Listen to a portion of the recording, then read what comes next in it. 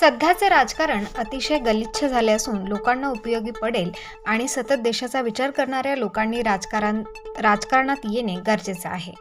समाजाला, देशाला शुद्ध राजकारणाचा लाभ मिळावा यासाठी समस्त नागरिकांच्या आग्रहास्तव श्री संत जनार्दन स्वामी यांचे उत्तराधिकारी स्वामी शांतिगिरीजी महाराज यांनी राजकारणात येण्याचा निर्णय घेतला आहे.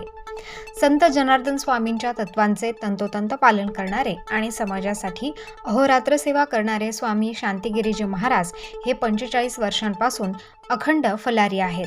अखंड 9 वर्ष मौनव्रत, बालब्रह्मचारी कुटियारमध्ये निवास, पैशाला कधीही स्पर्श नाही, देवी स्वरूप माता भगिनी यांना दुरून दर्शन असा अनेक चांगल्या गोष्टी महाराजांनी अंगीकारल्या असून स्वामी शांतिगिरीजी महाराज यांनी श्री श्री 1008 महामंडलेश्वर स्वामी विवेकानंद आंतरराष्ट्रीय पुरस्कार, आध्यात्मिक शिरोमणी, गो ब्राह्मण प्रतिपालक, समाजरत्न, विश्वशांती, दूध धर्म संस्कार शिरोमणी, निष्काम कर्मयोगी मार्तंड विजय महाभागवत पुरस्कार आदी पुरस्कार मिळालेले आहेत. सदर कार्यक्रमास ब्रह्मचारी रामानंदजी महाराज, ब्रह्मचारी विष्णूजी महाराज, जय बाबाजी भक्त परिवार, नाशिक जिल्हा उपस्थित होते. स्टार न्यूजसाठी रोहित गायकवाड, नाशिक.